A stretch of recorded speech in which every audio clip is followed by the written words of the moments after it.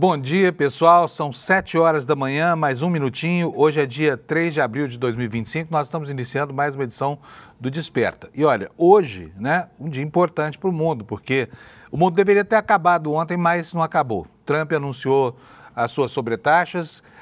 O caráter de guerra comercial contra o planeta ficou muito claro, porque 96 países vão ser sobretaxados, a maioria com uma sobretaxa de 10%, caso do Brasil. Mas 36 países receberam sobretaxas muito altas, que chegam a 34%. E aí, no mapa da guerra de Trump, nessa nova orientação do comércio mundial, fica muito claro qual é o objetivo dele. Países, por exemplo, como a África do Sul, que tem lá medidas anti-apartheid, que tanto incomodam Elon Musk, Trump e os outros segregacionistas americanos, sofreram uma sobretaxa absurda.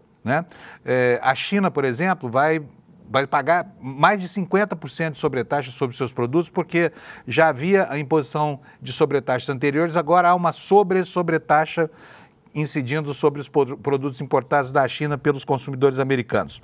A primeira impressão com relação ao Brasil, que ficou no grupo dos menos prejudicados, é de que a imposição dessas sobretaxas pode até ajudar alguns setores da nossa economia a galgar mercados, especialmente dentro dos Estados Unidos. Vou citar aqui só um dos casos, o café, por exemplo. O Brasil vai receber a sobretaxa de 10%, mas outros países como o Vietnã, por exemplo, foram sobretaxados em muito mais do que isso, o que significa que o produto deles para o consumidor americano ficará muito mais caro do que o produto brasileiro. Então, o que é aparentemente um mal generalizado, na verdade, no caso do Brasil e de alguns poucos países, não é um mal tão grande assim, pelo menos ao que parece. Mas lá dentro dos Estados Unidos, a situação começou a ficar complicada para o Trump. Nós temos aí defecções de senadores republicanos que se juntaram aos democratas para tentar derrubar essa política de sobretaxas, e há uma grande dúvida entre os economistas sobre o que é que vai acontecer com a economia americana. O certo ontem é que os mercados desabaram. O dólar se enfraqueceu perante o mundo, com a repercussão, com as primeiras repercussões desse pacotaço. Aqui no Brasil, seguindo os passos do Senado, na véspera, a Câmara dos Deputados aprovou um projeto que permite promover uma retaliação, com a imposição de sobretaxas sobre aqueles produtos que são sobretaxados lá fora. Então agora tem um instrumento legal, só que o governo já tinha autorização para fazer isso. Essa lei é uma lei pouco desnecessária e ela atende muito mais os desejos da bancada ruralista, que quer enfrentar barreiras não tributárias, por exemplo, impostas pela Europa, aplicando aqui sobretaxas sobre produtos feitos em outros países, que erguem barreiras lá contra o ingresso de produtos brasileiros, Mas, de qualquer forma, a Câmara ontem votou de novo, e o que evidencia que a estratégia de boicote dos bolsonaristas à pauta não está funcionando, porque pelo segundo dia depois de anunciar a obstrução, ela simplesmente não acontece e o Congresso Nacional consegue trabalhar. Será que um movimento capitaneado pelo PL, mas que tem adesão de bolsonaristas de outros partidos do Centrão, vai pegar ou não? Vai conseguir atrapalhar mesmo as votações na Câmara e também no Senado? Mais na Câmara, porque é lá que está localizado esse movimento. Então, com essas notícias, a gente começa o programa de hoje, e eu, como faço todo santo dia aqui, antes de mais nada, quero chamar o meu companheiro Amorim, o Alex, aquele que desperta as Alexas do Brasil, para falar conosco sobre futebol. Tudo bem, Alex? Tudo bem, Panuso. Bom dia, chat. Como vocês estão nesse dia chuvoso aqui em São Paulo? Chuvoso. Ô, Alex, como é que foi ontem? Ontem teve Copa Sul-Americana e teve Libertadores também. Como é que foram os resultados, hein? Então, o Corinthians perdeu por Huracan 2-1 na Arena Corinthians, na Sul-Americana. Na Libertadores, o Botafogo perdeu para o Universidade do Chile por 1-0. Fora de casa, e o São Paulo ganhou de 1-0 contra o Talheres, mas teve uma situação que foi além do jogo, novamente, que a gente tem que noticiar, infelizmente. Bota a minha página no ar, pode falar tela sobre isso, porque de novo, em um jogo de futebol da Conmebol, ocorre isso aí que você está vendo na tela, essa vergonha, lá na Argentina, Argentina que país notadamente mais racista do continente. De novo, os jogadores brasileiros foram afetados lá por um gesto de um torcedor. Tá aqui, o imbecil aqui, olha, imitando um macaco. Tá vendo só? Como é que foi isso aí, Alex? Então, no meio do jogo, quando o São Paulo já estava ganhando, o torcedor começou a imitar, fazer esses gestos racistas em direção à torcida do São Paulo. Infelizmente, tira a gente... página para mim, por favor, Alex, porque Claro. tem uma propaganda de bet aqui que eu não quero exibir, não. Ok. Vai lá, continua. E lembrando que a Conmebol, infelizmente, não está fazendo nenhuma ação para combater esse mal que alavanca o futebol sul-americano, infelizmente. Pois é. Enquanto esses times não tomarem uma providência, não se espere nada dessa Conmebol. Eles estão nem aí para o racismo, né? E falam que vão punir essa coisa toda, mas ficam nas perfumarias só, não acontece nada. Sim. Beleza, Alex, bom programa para nós. Bom Então programa. Vamos tocar aqui o nosso barquinho, que tem muita coisa para falar hoje, tarifas, congresso, pesquisa, né? Lula, gente, o que está acontecendo com a popularidade do Lula? Despencou de novo. Ontem a gente leu aqui, mas a gente mal acabou de ler uma pesquisa, entrou outra aí mostrando que o Lula está aí com 56% de reprovação. É a pior crise de popularidade desse governo aqui. Eu já vou antecipar a minha opinião, eu acho que é injusto isso, porque, sabe, o Lula ser menos popular do que o Bolsonaro na pior fase do seu governo, esse genocida que matou mais de 700 mil pessoas por causa da sua incúria, né? Não dá para entender, mas nós vamos dissecar isso tudo aqui. Eu vou abrir aqui o noticiário de hoje, como eu faço todo dia, mostrando para vocês os destaques do site do ICL. Esse site é muito bom. Eu, se fosse você, me acostumaria a acordar logo de manhã e entrar aqui, porque está aqui uma visão em perspectiva de tudo que aconteceu no dia de ontem e tudo que vai acontecer no dia de hoje. E a principal manchete em destaque no site do ICL: Moraes nega pedido de prisão de Jair Bolsonaro após uma manifestação da Procuradoria-Geral da República. Está aqui, a gente já tinha antecipado aqui com a Juliana Dalpiva que essa seria mesmo a decisão do procurador, mas agora ela já virou fato, né? Vamos ler aqui a notícia, pelo menos a manchete, para a gente ficar sabendo o que aconteceu. A notícia crime havia sido apresentada por uma vereadora petista após aquele ato pró-anistia dele mesmo, né, Bolsonaro. A informação é a seguinte: o ministro Alexandre de Moraes do Supremo rejeitou nesta quarta-feira um pedido de prisão preventiva contra Bolsonaro, réu na ação que apura sua tentativa de golpe. A decisão ocorreu depois que a Procuradoria-Geral da República defendeu o arquivamento. Como eu disse aqui, a Juliana Dalpiva já tinha antecipado isso, então quem tá frequentando o site do ICL já sabia, né? Mas se você ainda não fez isso, eu estou dando aqui a notícia para você. De acordo com a Juliana Dalpiva, ontem o Procurador-Geral da República não pretendia respaldar a prisão preventiva do ex-presidente neste momento. A notícia crime foi apresentada pela vereadora por Pernambuco, Liana Cristina Cirne, do PT, depois que o Bolsonaro convocou o ato lá no Rio de Janeiro em apoio à anistia dele e dos bagrinhos que ele manipulou no 8 de setembro. E aí, na decisão, o ministro Alexandre de Moraes concordou com todos os pontos da PGR, que recomendou que não o prendesse. Portanto, essa é a informação em destaque no site do ICL, que também traz esta outra manchete aqui. Olha, Câmara aprova resposta ao tarifaço de Trump. Texto vai à sanção de Lula. Provavelmente vai ser sancionado ainda hoje, embora, a partir do que aconteceu ontem lá nos Estados Unidos, essa lei aqui vai ficar como letra morta, aí, porque não há o que reclamar desse ambiente de guerra de tarifas do Trump. Porque, como você vai ver daqui a pouco, o Brasil pode se dar muito bem nesse contexto, tá? Não porque seja bom tributar com sobretaxa dos produtos feitos aqui no Brasil, mas porque os nossos concorrentes estão sendo apenados com sobretaxas muito maiores.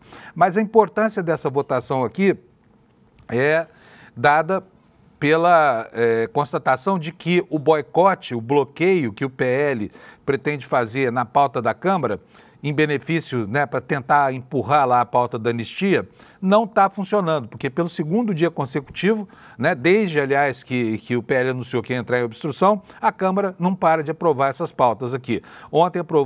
Anteontem aprovou um crédito suplementar de quase 1 bilhão para alguns ministérios e ontem, né, aprovou esse projeto de lei que nasceu como PL 2028, que visa oferecer ferramentas ao governo para salvaguardar os interesses comerciais brasileiros. Muito em função do agronegócio, como eu tenho repetido aqui, porque a pretensão da bancada ruralista ao se juntar a essa perspectiva agora, nada mais é do que beneficiar a si mesma, né? Fazendo com que o governo tenha ferramentas na mão para enfrentar, por exemplo, movimentos como a recusa do mercado europeu pelo ingresso de produtos como a carne brasileira, né? Então isso interessa muito mais ao agronegócio do que pode funcionar como uma ferramenta eficiente nesse momento de crise de tarifas. Mas então a notícia aqui é a seguinte: o PL que impõe reciprocidade de regras ambientais e depois agregou regras comerciais nas relações do Brasil com outro país foi aprovado ontem pela Câmara. Votação ocorreu depois que o presidente Donald Trump lá nos Estados Unidos anunciou o tarifaço que atingiu inclusive produtos brasileiros. O projeto teve tramitação acelerada no Congresso com apoio de ruralistas e também de governistas, né?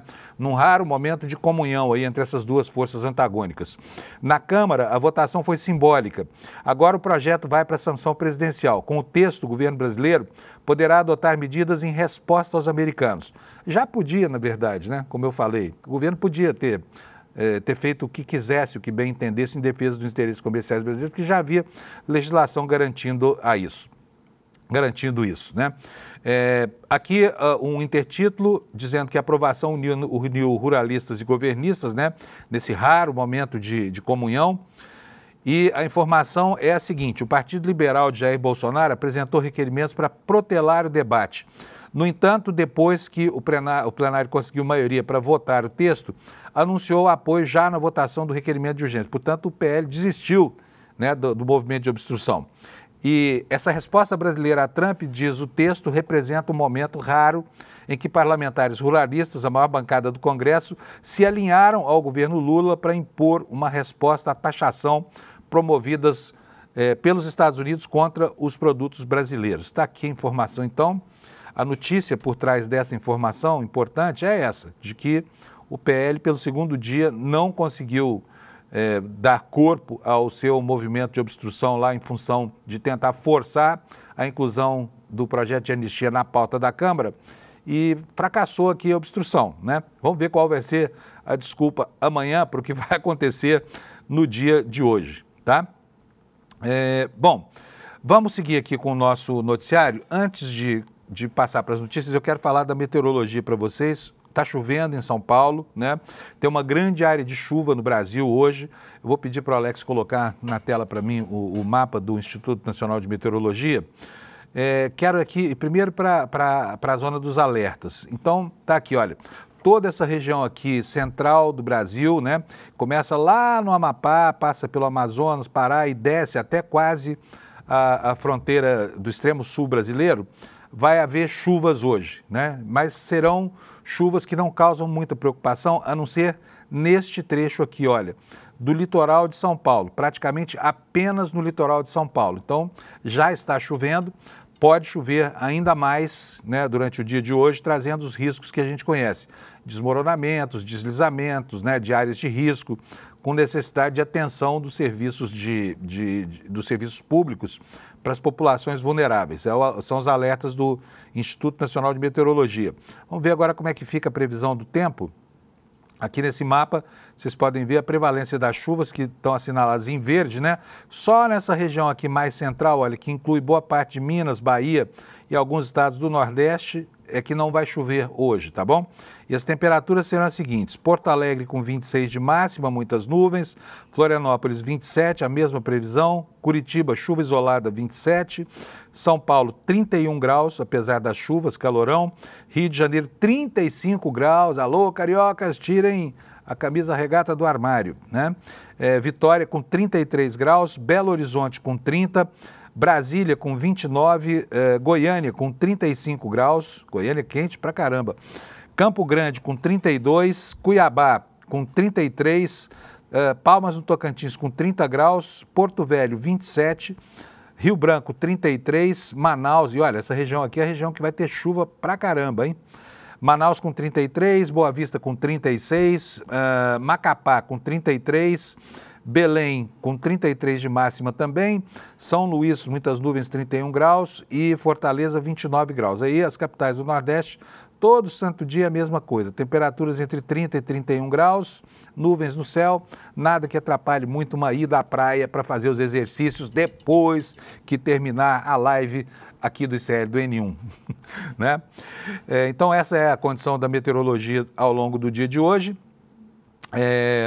Vamos ver agora, numa matéria do G1, o que vai acontecer com essa frente fria que está passando pelo Brasil, provocando essa chuvarada toda, a matéria do G1, como eu falei, né? Vai ter chuva extrema, vai ter ventania, vai ter ressaca no mar. E o que o texto diz é o seguinte, olha, vamos ter temporais no sul e sudeste, formação de um corredor de vento que deve atingir todo o sul, São Paulo e parte do Rio de Janeiro, ressaca no litoral do sudeste e queda nas temperaturas, com possibilidade até de geada nas regiões mais frias do sul. Isto posto, vamos passar para os assuntos do dia, porque o tempo urge, já são 7 horas e 16 minutos. Quero começar aqui mostrando os jornalões estrangeiros, antes de mostrar os brasileiros. Todos eles preocupados aí com a questão da guerra comercial do Trump, né? Vamos começar hoje mostrando a manchete do New York Times, tá? Quero mostrar para vocês aqui a manchete, olha aqui, ó. China e Europa estão programando respostas às tarifas impostas por Trump. Prometem respostas duras às tarifas do Trump, né?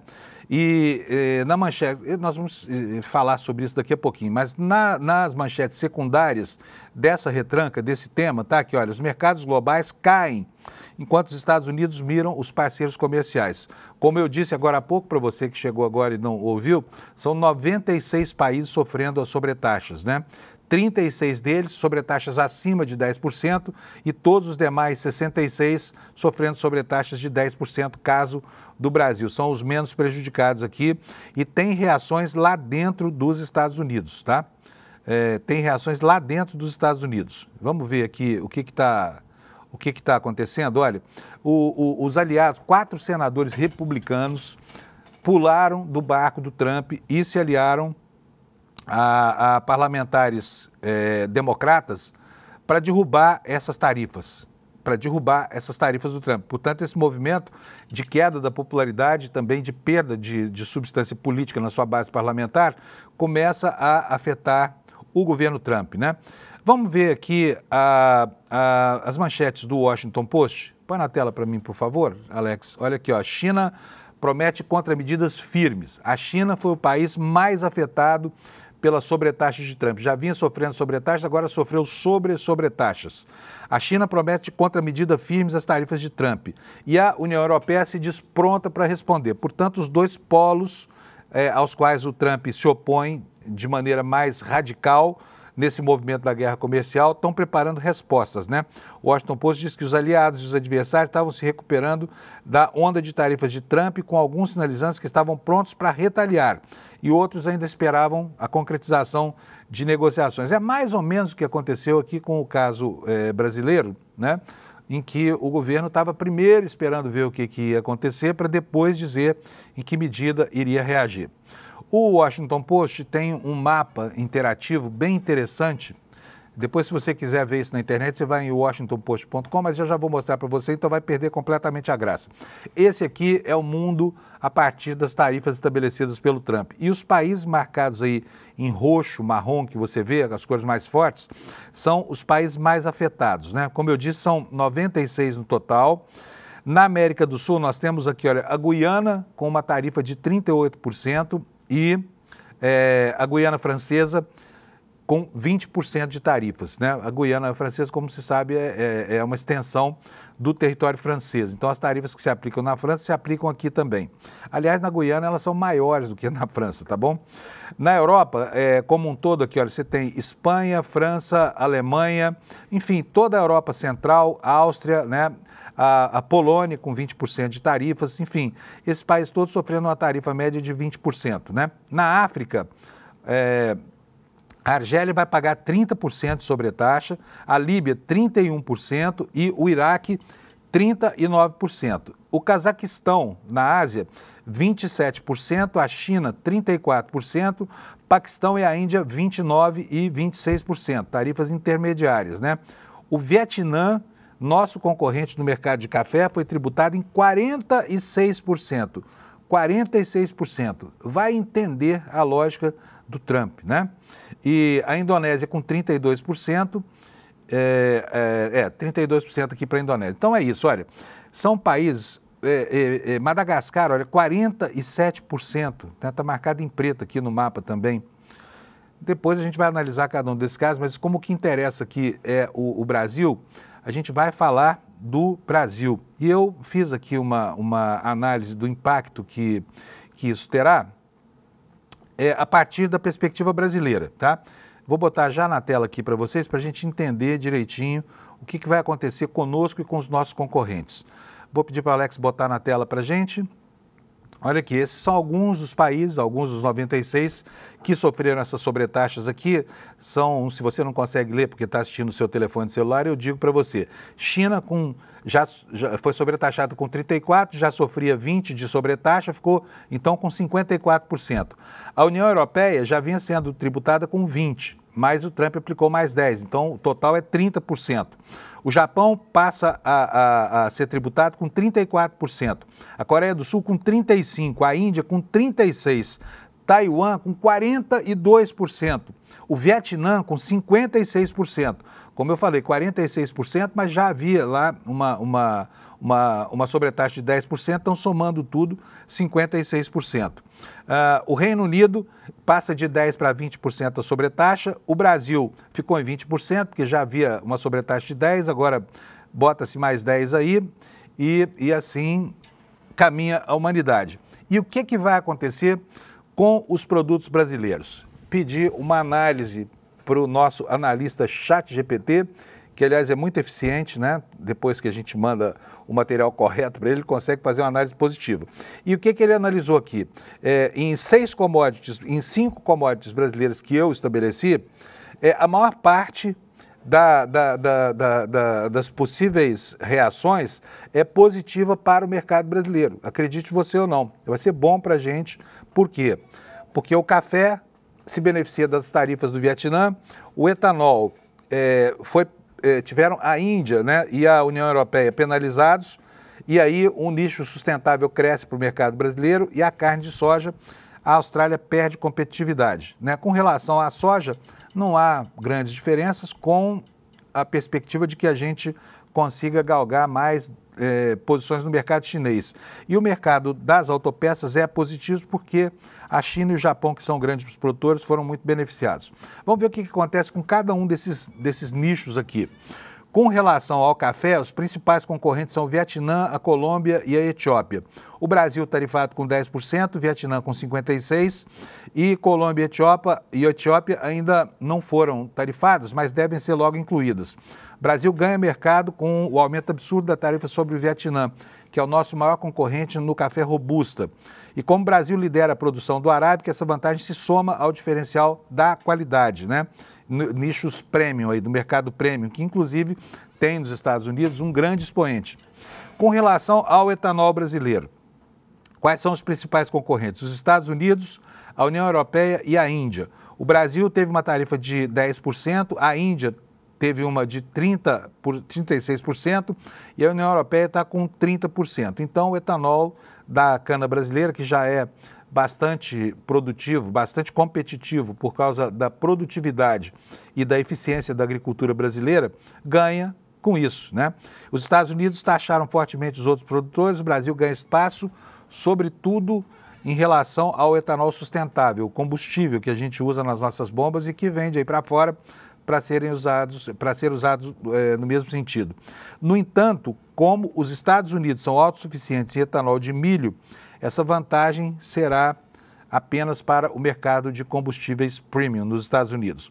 Com relação à carne bovina, os concorrentes principais são a Austrália, Estados Unidos no mercado interno, aliás, a União Europeia, os Estados Unidos no mercado interno, a Índia e a Argentina.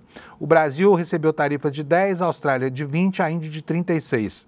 E a Argentina, né, governada por um dos anocratas, queridinhos do Trump, ainda não foi inserida na relação dos países sobretaxados. O Brasil já é um dos maiores produtores de carne do mundo, e a tarifa sobre a Austrália nos favorece. E as exportações de frango e carne bovina devem aumentar, especialmente se houver restrições de natureza sanitária a outros países, barreiras não alfandegárias. Com relação à soja, Principais concorrentes, Estados Unidos, Argentina e Paraguai. O Brasil tarifado com 10%, a Argentina ainda não incluída na lista, e a China foi fortemente sobretaxada, 54%, o que gerou, então, esse movimento né, vai gerar um movimento também de sobretaxa lá na China, que compra também soja dos Estados Unidos, o que pode beneficiar a produção brasileira aqui. Na análise, a soja brasileira será menos impactada, mas indiretamente ela pode perder um pouco de força. Isso porque a China, retalhando os Estados Unidos, ela vem buscar a soja brasileira, que é um benefício indireto. Porém, no mercado americano, a soja ainda terá dificuldade, porque os Estados Unidos produzem em grande escala para abastecer o mercado interno. Então, essa é a repercussão do tarifaço do Trump. Eu vou pedir para o Alex colocar para a gente o vídeo agora. Gente, como deve ser a sensação de ser o reizinho do mundo, não é não? Porque o Trump, que costuma se comportar como um garoto mimado, ontem falou, mas com uma disfarçatez sobre essas tarifas. Então eu selecionei aqui um trechinho para que você veja como é que foi o anúncio dele. Vou pedir para tirar aqui essa tarjinha, Alex, porque a legenda está bem embaixo, senão as pessoas não vão entender nada. Roda para a gente, por favor. This is one of the most important days, in my opinion, in American history. It's our declaration of economic independence. Jobs and factories will come roaring back into our country. China, first row. China, 67%. That's tariffs charged to the USA, including currency manipulation and trade barriers. So 67%, so we're going to be charging a discounted reciprocal tariff of 34%. I think, in other words, they charge us, we charge them less. So how can anybody be upset? They will be, because we never charge anybody anything, but now we're going to charge. European Union, they're very tough, very, very tough traders. You know, you think of European Union, very friendly, they rip us off. It's so sad to see. It's going to be Liberation Day in America. Eu tenho até náusea, sabia? Quando vejo esse sujeito falando com essa soberba, assim, né?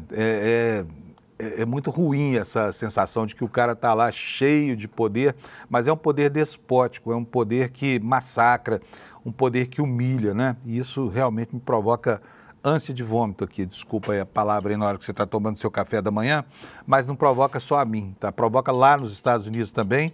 Eu falei antes, vou mostrar para vocês aqui a notícia. Está na tela, 4 senadores republicanos se juntaram aos democratas para aprovar um projeto de lei para anular as tarifas, isso em relação ao Canadá, né? Só que, curiosamente, Canadá e México ontem ficaram fora do rol dos países que vão sofrer essas sobretaxas, né? Então, o tratamento foi suave lá para os países, né, que o Trump olhou com tanto zelo, né, e com tanta desídia, logo no começo dessa história toda, dessa guerra comercial. Os dois vizinhos do Sul e do Norte agora estão poupados das tarifas, das sobretaxas absurdas, pelo menos nesse momento. Mas não é o que aconteceu com a Europa. Vocês estão vendo aqui a capa do jornal Le Monde, eu vou traduzir aqui para o português para a gente poder ler.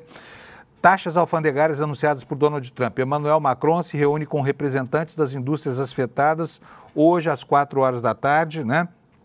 E os setores afetados são a indústria aeronáutica, indústria química, agricultura, viticultura, automotivo, farmacêutico. Todos esses representantes vão estar presentes numa reunião hoje com o Macron para saber em que medida vai ser feita a retaliação da França a essas sobretaxas que podem ser desastrosas, né? Especialmente para a agricultura francesa, que já é um segmento altamente subsidiado, que vive em guerra com o mundo, né? Vamos passar agora para a Inglaterra. O jornal The Guardian, o maior jornal da Inglaterra, está dizendo aqui que o Trump anunciou as novas tarifas. Aí a foto do imperador do mundo com essa tablita ridícula que ele levou para ilustrar a sua entrevista coletiva. Aliás, vocês repararam que ele parou de pintar o cabelo de alaranjado?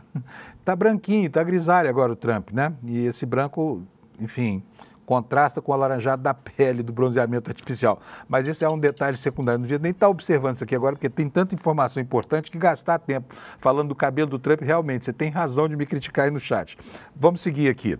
Então está aqui a reação no The Guardian, né? E tem muitos mais. Olha aqui, olha, os mercados de ações ontem ao redor do globo caíram, né? E o dólar também perdeu atratividade no mundo ontem. O que diz o Guardian sobre isso? Mercados de ações globais caem, dólar mergulha, enquanto tarifas de Trump empurram investidores para ativos seguros. Os mercados asiáticos e europeus despencaram após a queda em Wall Street, com a Nasdaq tendo uma queda de 3,3% e o dólar americano em baixa, voltando 6 meses no calendário, as cotações, né? Bom, então está aí a reação dos mercados ao Trump. Os mercados não gostaram da desídia do Mr. Trump, né? E isso foi um sentimento generalizado, na Europa pelo menos, né? Vamos agora ver o jornal El País, jornal espanhol, um dos maiores jornais da Europa, está aqui. Trump impõe tarifa universal de 10% e penalidades mais altas para os seus parceiros. O presidente dos Estados Unidos anunciou maiores impostos de importação em um século. Aqui novamente o mapa, o mesmo mapa que o Washington Post publica também o jornal El País, né? Explicando aqui quais são as tarifas que serão cobradas de cada lugar do mundo. Vamos para o próximo assunto. Bom, temos aqui, olha, não, isso aqui é não bota essa página, não. Eu quero mostrar os jornais da Rússia. Eu quero mostrar para vocês a página do Pravda agora, né? Na capa do Pravda, informação positiva, que, como vocês sabem, os Estados Unidos, que são o grande antagonista da Rússia, tradicionalmente depois da Guerra Fria, agora estão unidos com ele. Talvez por isso o Pravda, que é o que expressa a opinião do governo da Rússia, tenha dado, né, um destaque a um assunto tão colateral quanto as previsões do presidente da Polônia, dizendo que a União Europeia vai ficar mais forte depois da tarifa do Trump. Só ele que pensa isso, né? A União Europeia pode fortalecer sua posição depois que os Estados Unidos introduzirem as tarifas de importação, de acordo com o ministro das Finanças polonês, Andrzej Domanski. Está aqui a visão do tarifaço vista lá pela Rússia, né? E nos jornais brasileiros, que nós passamos a ver a partir de agora, o alívio provocado por essa posição do Brasil entre os que foram mais poupados da ira divina do Exu Trump, de São Trump, sei lá. O anúncio de Trump é um alívio para o Brasil e oportunidade para os manufaturados, dizem os especialistas. Quer dizer, tem gente aqui comemorando as sobretaxas, né, para o Brasil. Como eu falei, a perspectiva em algumas commodities é positiva, mas será que no global o reflexo desse tarifaço vai ser mesmo bom para o Brasil? Diz aqui o UOL que sim, consultou especialistas e os analistas disseram que a tarifa mais branda tira o país da lista de principais alvos dos Estados Unidos. O que diz a matéria? Apesar de apontar impacto para alguns setores da indústria e para as exportações, especialistas ouvidos pela Folha disseram que a tarifa de 10% sobre produtos brasileiros importados, anunciada por Trump, é um alívio. A percepção é de que a medida mostra que o Brasil não está entre os principais alvos do governo americano. Oh, que alívio, né? Mas o impacto relativo não deixa de colocar no congelador das expectativas aquilo tudo que poderia ter acontecido de mal maior, que seria receber uma tarifa dessas, né, de 30%, sei lá, que acabaria com praticamente todas as vendas de produtos manufaturados brasileiros para os Estados Unidos. Segue aqui a reportagem da Folha. Trump anunciou no fim da tarde uma lista de países incluídos sobre a taxa de 10% para o Brasil. Foi menor do que para alguns parceiros comerciais, como a China, 34%, União Europeia, 20%, Japão, 24%. E aí passam a opinião dos especialistas, você pode ver no site da Folha de São Paulo e do UOL, né? No Estadão, a mesma coisa. Olha aqui, ó, só que no sentido contrário, com sinal trocado, né? Setores da indústria brasileira poderão ser varridos do mapa, diz o professor Matias Spector sobre o tarifaço do Trump. Segundo ele, maior desafio não serão as tarifas e sim a enxurrada de produtos chineses, diz o professor, que prevê um dilema para o Brasil entre proteger a produção nacional e evitar as retaliações do país asiático. O que diz o professor Matias Spector? Ao ter tarifa linear estabelecida em 10% dos seus produtos para os Estados Unidos, a economia brasileira deverá sofrer menos com a imposição das novas taxas criadas pelo governo dos Estados Unidos do que por uma reconfiguração global do comércio que elas causarão. Segundo o professor Matias Spector, que é fundador da Escola de Relações Internacionais da FGV, associado ao Centro Brasileiro de Relações Internacionais, alguns setores industriais poderão ser varridos do mapa com uma enxurrada de produtos chineses que serão redirecionados para outros mercados ao serem afetados pelas tarifas americanas. O grande dilema do governo brasileiro vai ficar, então, entre proteger setores com maior capacidade de lobby em Brasília e evitar retaliações do nosso parceiro asiático. E aqui uma declaração entre aspas. A China é o grande parceiro do Brasil, mas um ameaçador parceiro, porque somos muito dependentes dele, diz o professor Matias Spector. Com relação à China, o Jamil Chad conta para nós no site do UOL que a China está cobrando o fim imediato das tarifas de Trump. Aliás, já é um discurso que vem sendo repetido, né? E vamos ver o que nos informa o Jamil Chad. Numa declaração dura contra o governo de Donald Trump, a China anuncia que está pronta para adotar medidas retaliatórias contra os Estados Unidos por causa das tarifas anunciadas ontem, caso elas sejam mantidas. Num comunicado publicado nesta quinta, portanto já hoje, né, porque o dia lá começa bem antes do nosso, o Ministério do Comércio da China afirmou que tomará contramedidas resolutas e pediu a Washington que cancele as medidas tarifárias unilaterais. Aspas, a China pede que os Estados Unidos resolvam adequadamente as diferenças com os parceiros comerciais por meio de um diálogo igualitário, disse o comunicado. Pequim destacou como muitos países expressam forte insatisfação e clara oposição, né? A linguagem da China nesses comunicados é muito interessante, porque parece aqueles anciãos cheios de razão, né, que recitam devagarzinho que as consequências serão nefastas. Meu filho, não faça isso, isso pode não ser muito bom para você.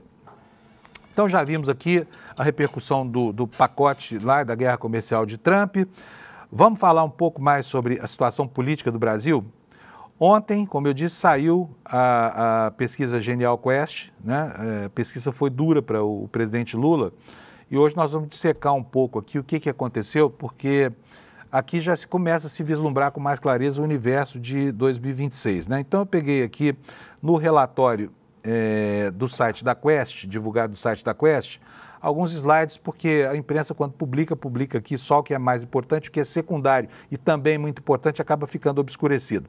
Tá aí, olha, a boca de jacaré que eu falei ontem, né, no caso da Genial Quest, diferente da pesquisa da Intel divulgada ontem, aqui a boca de jacaré continua abrindo. Vocês podem ver aqui no finalzinho dessa curva, a desaprovação do Lula passou em dezembro de 2024, quando era de cerca de 49%, para 56%, ou seja, teve uma alta aí de 7 pontos percentuais na desaprovação e uma queda na aprovação de 47% para 41%. Portanto, é um salto gigantesco, né? E, enfim, é um salto gigantesco e muito preocupante.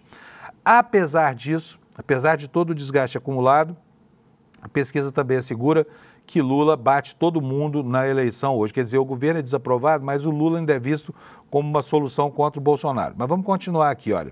Aprovação do governo Lula. Veja só o que aconteceu lá no Nordeste. É o gráfico que está aqui mais à esquerda da gente. Bota aqui tá aqui, bota essa câmera aqui, por favor, Alex. Deixa eu mostrar aqui no telão. Vocês podem ver lá no Nordeste, olha, que a aprovação caiu de 69% em maio de 2024 para 52% só. E a desaprovação subiu de 26% para 46%. Ela quase dobra, né? Dobrar seria 52%, mas aí ela foi a 46%. Saiu de 26%, foi a 46%, subiu 20 pontos. É um movimento muito preocupante, principalmente porque acontece numa região brasileira que é identificada com o pensamento progressista, né? No Sudeste, a desaprovação também subiu bastante, ela passou de 53 para 60 pontos, a aprovação caiu de 42 para 37. No Sul, ela subiu de 52 em outubro de 24 para 64 agora, né? Um pulo gigantesco, e a aprovação caiu de 46 para 34. No Centro-Oeste estava mais ou menos empatado, hoje a desaprovação é de 52 e a aprovação de 44%. Essa é a situação nas diversas regiões do país. E aí, outro perfil muito importante de observar aqui.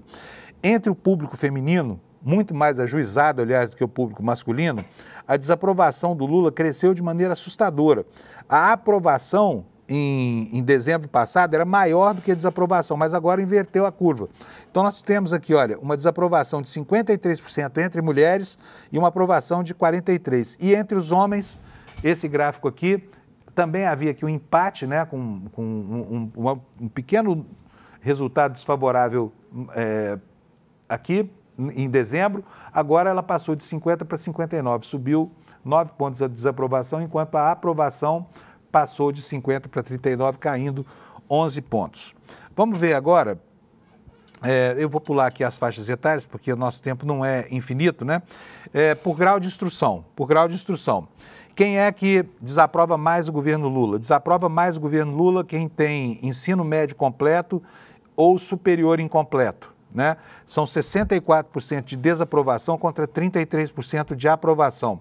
E na faixa, aqui, olha, aliás, lá na ponta, olha, na faixa sem instrução, que era a faixa que estava mais permeável ao pensamento lulista, a desaprovação subiu de 27 para 41 e a aprovação caiu de 69 para 55. Mas nós temos ainda um gap muito grande entre essas duas faixas aqui de 14 pontos percentuais, né?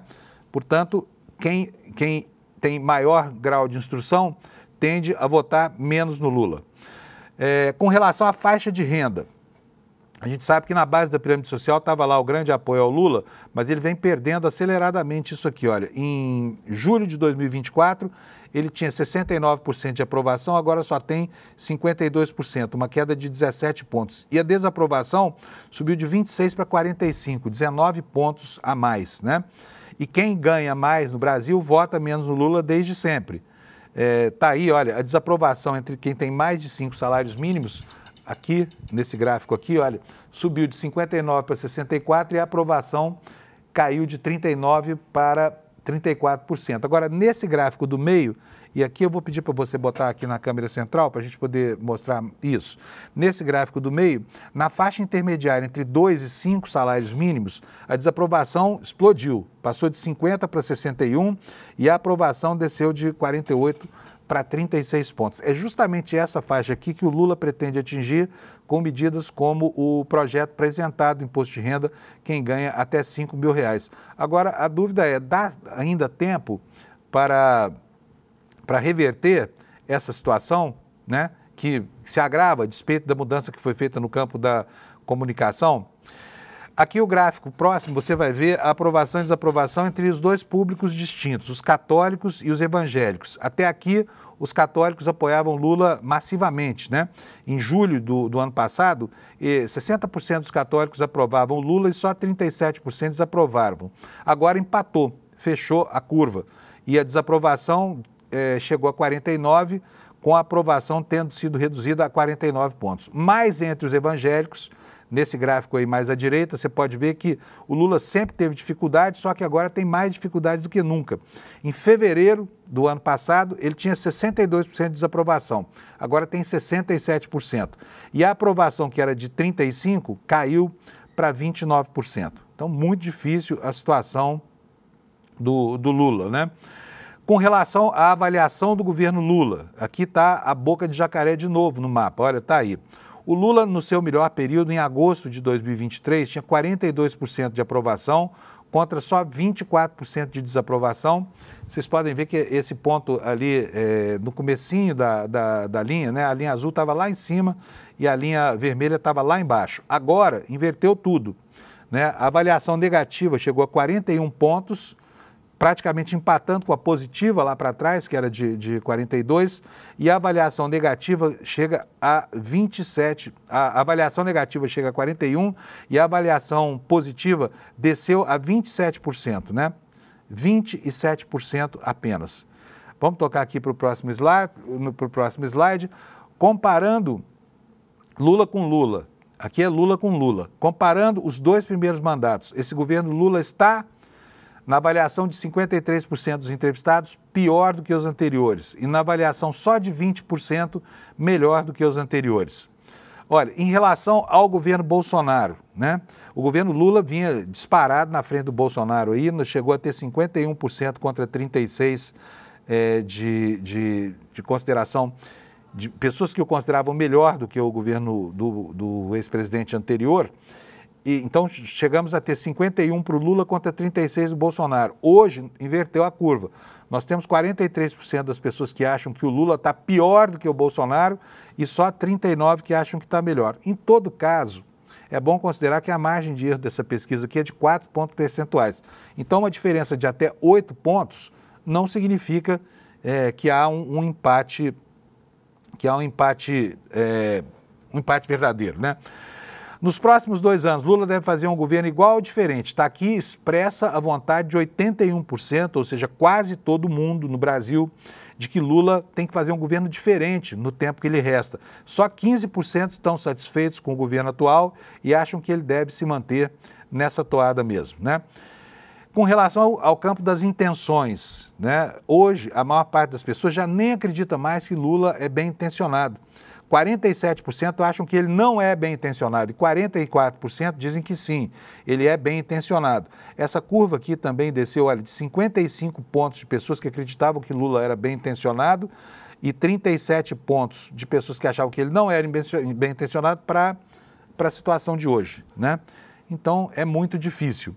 E aqui os brasileiros consideram, mais do que nunca neste governo, que o Brasil está indo na direção errada. São 56% dos brasileiros que acham, contra 36% que acham que a direção do Brasil está certa. Expectativas da economia. Nos últimos 12 meses, a economia do Brasil piorou para 56% dos entrevistados e melhorou para apenas 16%. Muita gente diz, apesar de os índices oficiais contrariarem, a percepção das pessoas é de que hoje é muito mais difícil conseguir um emprego do que um ano atrás. 53% acham que é muito mais difícil, 35% acham que é mais fácil e só 6% acham que a situação é a mesma. Com relação aos preços dos alimentos, o que aconteceu? Veja só isso aqui, 88% das pessoas perceberam que os preços subiram. Só 6% acham que os preços caíram. Eu queria saber onde que essa gente mora, porque realmente não dá. Você vai ao supermercado, eu fico assustado toda vez. Como eu falo aqui, um abacaxi a R$17, gente, é caro pra caramba, né? Em todo caso, o governo promete que isso vai ser resolvido agora quando acabar a entre-safra, começar a safra, mas a percepção geral, esse gráfico revela, é a de que os preços subiram nos supermercados. A mesma coisa com relação à gasolina. E se você não ficou assustado ainda com o preço da bomba, é porque você não encheu o tanque do seu carro. Na hora que encher, você vai perceber a pancada no bolso que você vai tomar, né? Só que isso aqui é tributado ao presidente da República, mas não é responsabilidade dele. A gasolina está subindo por causa do ICMS aplicado pelos governadores, né? Que se negam a abrir mão de parte do ICMS em benefício de um conforto maior para os seus consumidores. E como a culpa está sendo mesmo atribuída ao Lula, ficou muito fácil para os governadores, né, especialmente os de oposição, cobrarem o imposto maior lá na boca da bomba. Para 70% dos consumidores, o preço dos combustíveis subiu, para 16% ficou igual e tem 4% achando que caiu. Eu também quero saber. Você sabe aí que lugar é esse no Brasil que o combustível está mais barato hoje do que estava antes? Me avisa aqui porque eu vou até lá para encher o tanque do meu carro, tá bom? Contas de água e luz, 65% acham que a luz subiu e 5% que caiu. Obviamente, as prefeituras estão reajustando os valores dos serviços, especialmente por causa de pressão das concessionárias. Então, tem uma pancada fiscal aí do IPTU, né, e outras tarifas cobradas nos municípios e é clara a sensação de que tudo ficou mais caro, né, especialmente nos primeiros meses do ano, quando essas contas todas começam a chegar. E o poder de compras é outro dado que preocupa aqui, porque a percepção da população, apesar dos indicadores, é de que o poder de compra dos brasileiros hoje é menor do que antes. E é uma percepção generalizada mesmo. Vocês estão vendo aí, são 81% dos entrevistados que acham que compram menos hoje do que compravam antes, só 9% acham que compram mais do que antes, né? E em relação à economia, a perspectiva de melhora ainda é maior do que a de piora. 44% acham que a economia brasileira vai melhorar, 34% acham que vai piorar, né? Com relação aos problemas, né, aos dados positivos, os programas que mais impactam a população para 20% dos entrevistados são o Bolsa Família, a isenção até 5 mil para 10%, portanto é um contingente muito grande, o Farmácia Popular e o Minha Casa Minha Vida para 9% e o Pé de Meia 7%. Então está muito fácil para o governo mapear as áreas em que ele deve atuar. Agora, no final disso tudo, eu vou correr aqui alguns slides, porque senão não vou conseguir ter tempo de terminar, né? Aqui é a percepção da população sobre programas que o governo Lula enviou ao Congresso. O que é necessário dizer é que, apesar de todo esse desgaste, o Lula ainda se mantém competitivo na disputa pela presidência da República e venceria todos os candidatos segundo os dados dessa pesquisa que a gente está mostrando aqui, tá bom? E assim eu vou seguir com o noticiário. Enquanto tudo isso acontece, o mundo político sendo atingido em cheio por essa pesquisa da Genial Quest e pela pesquisa Atlas Intel de ontem, o Lula continua se articulando para melhorar as relações dele com a sua base parlamentar. E está aqui manchete do site do UOL: Lula se reúne com Alcolumbre e líderes do Senado. Matéria da Maria Eduarda Bacelar, que diz o seguinte: o presidente Lula se reuniu com o presidente do Senado, Davi Alcolumbre, na residência oficial, em uma estratégia para se aproximar dos parlamentares e defender a aprovação de pautas do governo. Lula se reuniu com diferentes lideranças do Senado. A reunião pode indicar avanços nas negociações sobre a reforma ministerial, que voltou a pingar como tema, né, na agenda política agora.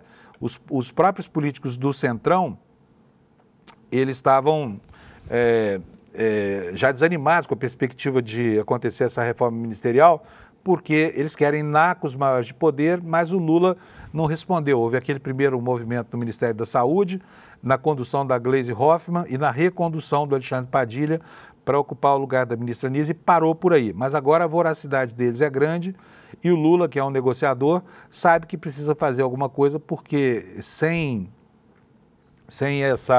essa voracidade, né, sem atender a essa voracidade, não há nenhuma perspectiva de aprovar nada no Congresso Nacional. Até porque, né, certos próceres aí da oposição continuam conspirando com setores que são inimigos notórios do governo. E as conspirações ganham, assim, ares de conversa de comadres. São 7h52, eu tenho pouco tempo, mas eu preciso mostrar para vocês o que o Ciro Nogueira andou conspirando com a Banca Nacional num evento lá na Faria Lima. Eu vou pedir para o Alex. Alex, pode colar um vídeo no outro, por favor? E passar todos, porque aqui vocês vão ter uma ideia geral do tipo de conspiração movida pelo presidente do Partido Popular, o Ciro Nogueira, que um dia já foi um empedernido petista de carteirinha. Bota aí para nós, Alex, e preste atenção você sobre como é que essas conversinhas acontecem entre banqueiros, rentistas e essa gente que são os seus servos na vida, no mundo da política. Põe aí, Alex. É muito semelhante ao que aconteceu com o governo Dilma, quando o nosso partido saiu e desencadeou todo o processo de impeachment. Só que uma coisa é você tirar Dilma, que tinha naquela época, porque eu costumo dizer que quem faz impeachment de presidente não é o Congresso, é a população. A Dilma foi tirada porque ela tinha 7%. O Lula tem um peso de 30%, então não vai cair dele. Um presidente com 30%, não tem como você decretar um impeachment de um presidente. Então, e eu acho que seria muito traumático para esse momento econômico. Eu fui discutir estado por estado com ele, quem seriam os nossos candidatos ao governo, quem seriam os nossos candidatos ao Senado, porque ele tem um desafio enorme de fazer uma grande maioria no Senado, né?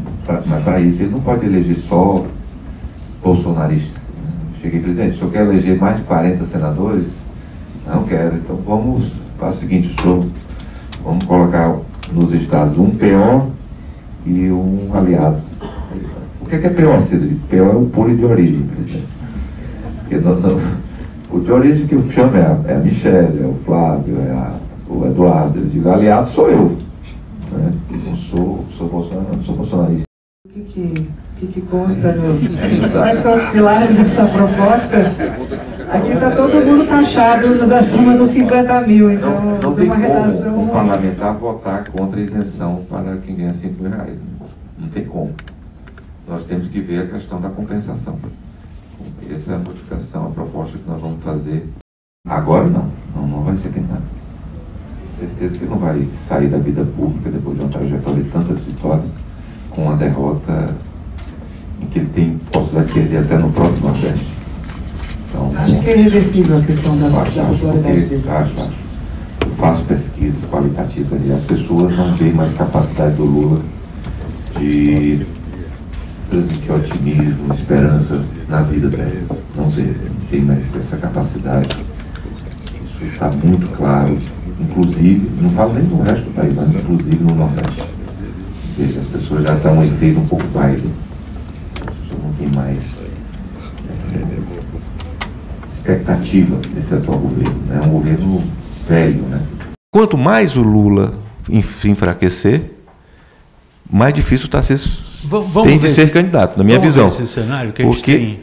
Porque se o Lula se enfraquecer, como está acontecendo, que eu acho, na minha visão, graças a Deus, de forma irreversível, o Bolsonaro vai, na cabeça dele, eu conheço, ele vai dizer, poxa, é melhor, em vez de eu botar o Tarcísio, eu botar uma pessoa mais próxima a mim, uma pessoa que tenha mais fidelidade com o meu projeto. Um filho dele, por exemplo. Exatamente. Eu acho que pode muito acontecer isso. Se acontecer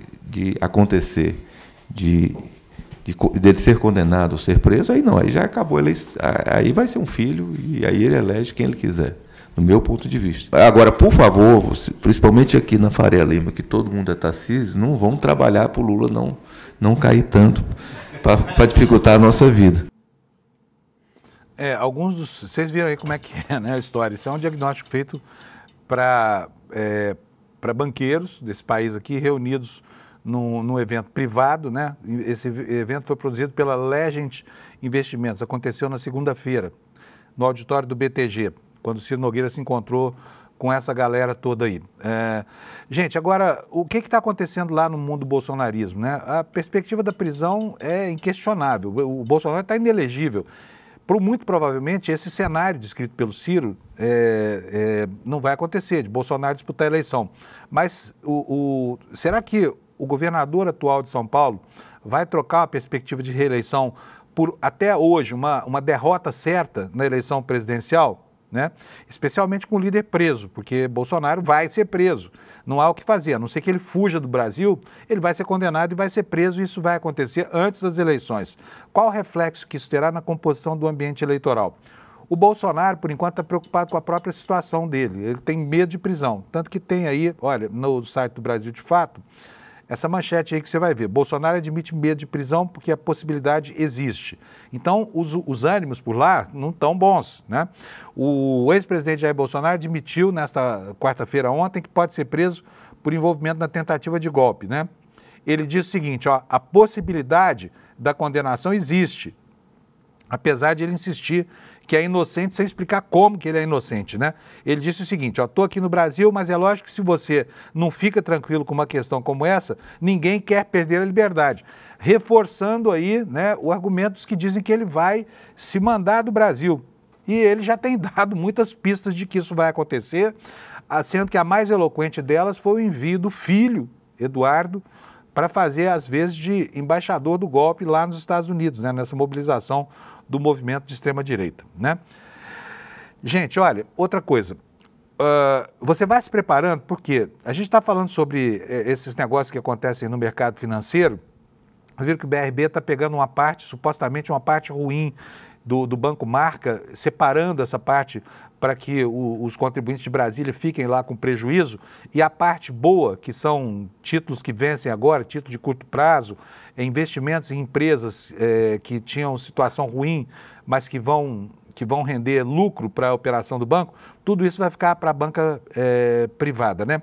E o Eduardo Moreira vai dar uma aula para a gente, uma aula aberta aqui no ICL, dizendo para você o que você deve fazer para evitar os trambiques de certas corretoras que ficam te empurrando produtos que você não quer comprar e a um custo que pode ser o custo do fim da poupança de toda a sua vida. Então, esse evento é muito importante, é o Investidor Mestre 2.0, que vai acontecer aqui no ICL, é uma aula aberta, você deve assistir essa aula para saber como é que você vai enfrentar, né, assim, o apetite dessas corretoras e os engodos que elas te oferecem. Vamos ouvir o que o Eduardo Moreira tem a dizer sobre isso?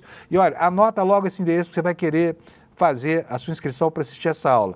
despertaicl.com.br. Vai aqui, deixa seu e-mail, a gente te dá o ingresso, você faz parte dessa imensa plateia que vai se formar aqui para entender como você deve se livrar dos engodos que o mercado financeiro prepara para você. Vamos ouvir o Eduardo Moreira. Vocês já prestaram atenção à montanha russa que virou o mercado financeiro? Ontem a Tesla era a melhor empresa do mundo para investir.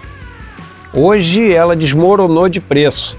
E as empresas chinesas que fazem automóveis, que as pessoas diziam que não iam valer nada, hoje valem muito mais do que a Tesla. Como é que a gente consegue encontrar alguma referência para poder navegar nesse mundo cada vez mais incerto e, claro, cada vez mais perigoso? Só tem um jeito, gente. Tem que estudar e aprender como é que funciona o mercado financeiro. Eu sei que a primeira reação quando a gente ouve isso é pensar, caraca, mas eu não tenho tempo, não tenho disposição, não tenho nem base para poder aprender isso, base matemática, de economia, mas não precisa ter. É muito mais simples do que vocês imaginam. E eu fiz uma aula para provar isso para vocês. Uma aula onde em pouco tempo eu vou ensinar tudo que vocês precisam saber para poder investir de uma maneira correta e segura. Vai acontecer dia 15 de abril, uma terça-feira, às 8 horas da noite.